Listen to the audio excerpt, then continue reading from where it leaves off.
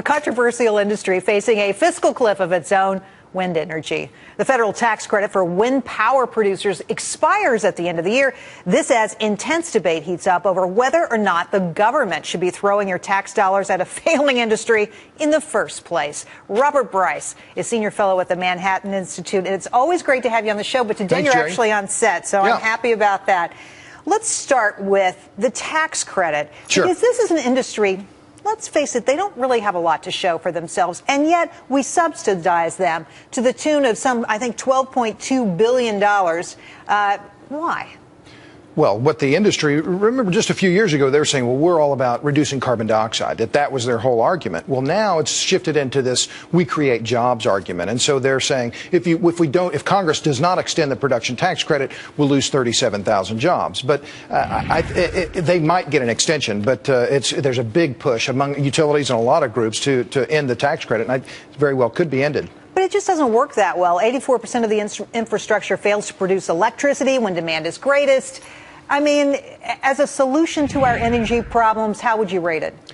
Well, it's not a solution, and it's wholly dependent on electric utilities and electric generation that can be dispatched. We can't count on wind. When demand is highest, wind output is generally at its lowest, and that's a big problem. And the irony here is that these anti-wind groups, you say, are growing in number. Take a look at this.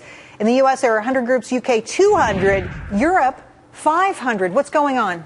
Well, this is part of the global backlash against the wind industry. And what's fascinating to me, Jerry, here's an industry that has been very successful in portraying itself as green. We produce green energy, green electricity, reduce CO2 emissions. But when you look at countries around the world, and I've interviewed people, Australia, New Zealand, here in the U.S., Ontario, huge backlash in Ontario.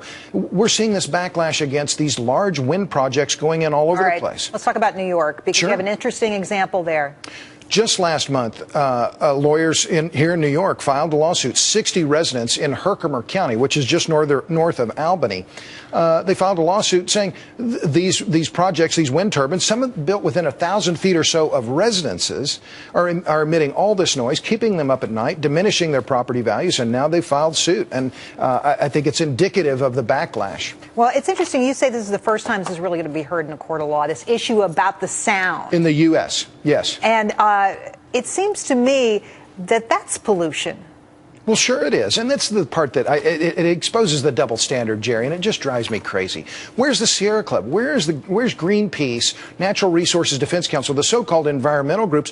Why aren't they standing up for these small landowners? These people are really getting a raw deal. And the wind energy companies, of course, are making handsome profits. But these individual landowners are really getting the short end of the stick. Yeah, I wouldn't be happy if one of those set up next to me. You certainly would not. Let me ask you about something that they want to call the Energy Strategy Council. They're suggesting starting a National Energy Strategy Council. Sure. That would come up with a policy, soup to nuts. Every federal agency in the world gets involved. Possible? Well, sure, it's possible. I mean, this is the federal government after all. But what bothers me is that there are this idea that we'll have a quadrennial review, we'll have a 4-year plan just like the Pentagon. Well, I don't know that that's the best model to work on. All right. Well, I have to ask you about BP today. Sure. Because there's big news coming from BP. The federal government say you are disqualified from winning new contracts.